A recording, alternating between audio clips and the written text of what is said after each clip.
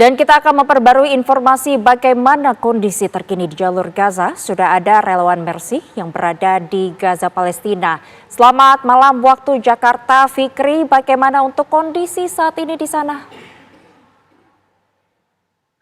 Waalaikumsalam warahmatullahi wabarakatuh. Sampai saat ini memang jalur Gaza masih terus dibombardir oleh pihak Zionis Israel. Mereka tidak henti-hentinya membantai warga sipil, ya.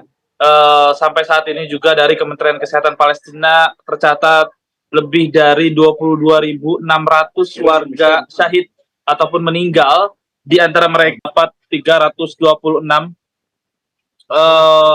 tenaga medis serta 42 pertahanan sipil, serta sampai saat ini bertambah lagi 1 jurnalis, ya. Totalnya saat ini menjadi 107 jurnalis yang meninggal akibat serangan Zionis Israel. Tentunya dengan bertambahnya jurnalis maupun bertambahnya tenaga medis ini ataupun bertambahnya warga sipil Palestina ini membuat masyarakat Palestina ini benar-benar geram dengan pihak Zionis Israel, karena mereka melancarkan serangan-serangannya baik melalui udara ataupun darat ataupun dari laut, dan korban luka-luka juga sudah mencapai 57.900 lebih.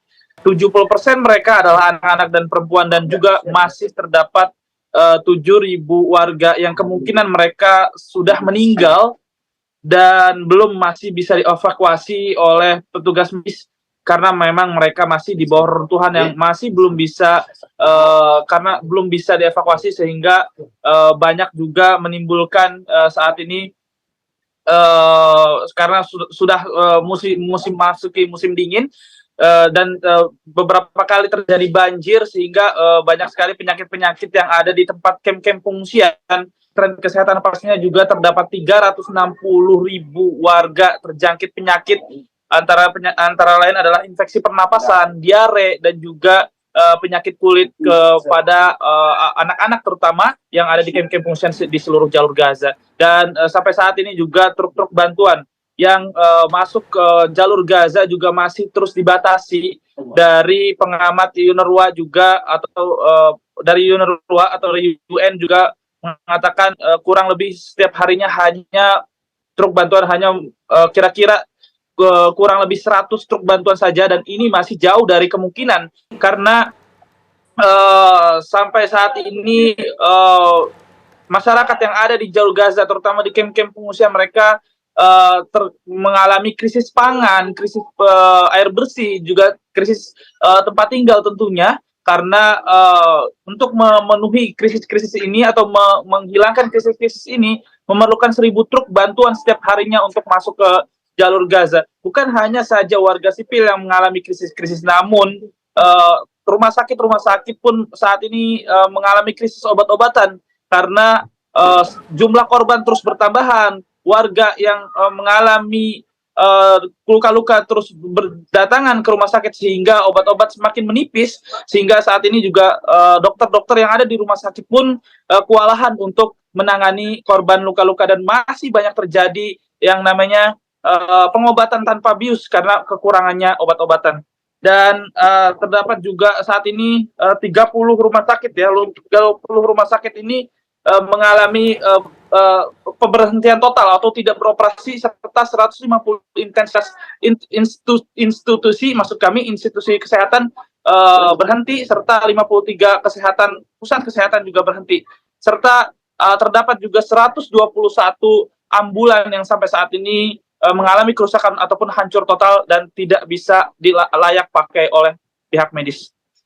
Ya, Fikri, tadi Anda juga sempat menyampaikan bahwa di sana juga terjadi banjir hingga mengakibatkan banyak yang terkena penyakit di sana. Memang banjir ini terjadi akibat perang yang dilakukan di sana sehingga menutup aliran-aliran dari sungai ataupun dari tempat lainnya, atau sebetulnya seperti apa, Fikri? Ya, sebenarnya karena saya juga sudah hampir 4 tahun ya tinggal di jalur Gaza, dan karena memang tinggal sebenarnya di jalur Gaza bagian utara, di Dr. Jose Rizal ataupun Wisma Indonesia yang satu lingkungan dengan Rumah Sakit Indonesia, dan kami memang masuki musim hujan ini memang biasanya memang terjadi banjir. Namun untuk kali ini kenapa genangan banjir ini lama sekali surut karena memang pembuangan sudah mengalami kerusakan, jalan juga kerusakan, belum juga ada pembuangan yang tersumbat, sehingga genangan-genangan ini pun memerlukan waktu untuk surut, dan ditambah lagi dengan 1,9 juta masyarakat Palestina ini mengungsi ke tempat-tempat yang mereka anggap aman, walaupun sebenarnya tidak ada aman karena saya mendapat info dari media lokal pun tempat mengungsi yang baru mereka buat ya, tenda-tenda yang baru dibuat pun menjadi target sasaran Zionis Israel. Lebih dari ratusan mereka meninggal, dan juga ratusan mereka juga mengalami luka-luka, sehingga genangan-genangan ini pun kelamaan menjadi wabah penyakit buat para pengungsi-pengungsi, karena memang mereka saat ini kekurangan air, kekurangan pangan, kekurangan tempat tinggal, sehingga ini juga menyebabkan menjangkitnya penyakit dan meluasnya penyakit yang ada di kamp-kamp pengungsian, terutama untuk anak-anak sendiri. Ya, Fikri, lalu juga tadi Anda sempat sampaikan terjadi krisis pangan di sana. Ini artinya truk bantuan yang diberikan di sana ini semakin hari memang semakin dibatasi, atau baru hari ini saja, Fikri? Ya, truk-truk bantuan memang sejak awal peperangan ini sudah malah ketika awal peperangan terjadi ya, ini sangat-sangat mengenaskan, di mana truk-truk bantuan ini yang hanya masuk ke jalur Gaza hanya 20, 30, bahkan kurang dari itu, sehingga ketika adanya gencatan senjata 200 truk setiap hari masuk ke jalur Gaza. Namun perlu diketahui truk-truk bantuan ini pun masih jauh dari kata cukup, karena perlu diingat karena ada 1,9 juta warga yang mereka meninggalkan tempat rumah mereka. Mereka tidak memiliki tempat tinggal, mereka tidak memiliki tempat untuk memasak, mereka tidak memiliki tempat untuk membersihkan diri, sehingga mereka ini mengandalkan bantuan-bantuan yang masuk.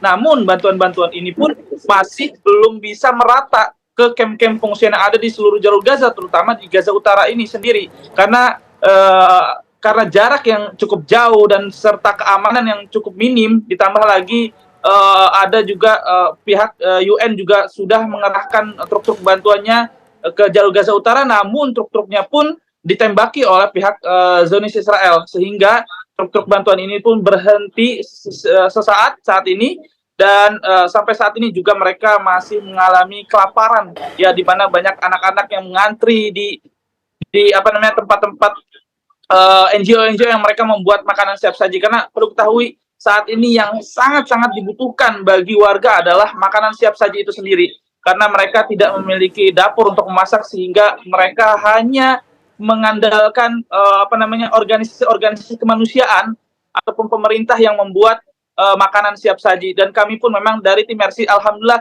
sudah mengadakan makanan siap saji udah berjalan selama 30 hari lebih untuk 1.800 warga yang mengungsi di 2 sekolahan dekat Rumah Sakit Eropa di Kota Khan Yunis, jalur Gaza bagian selatan. Baik, Fikri, terima kasih atas informasi Anda. Tetap dalam kondisi sehat dan selalu dalam lindungan Allah. Selamat bertugas kembali.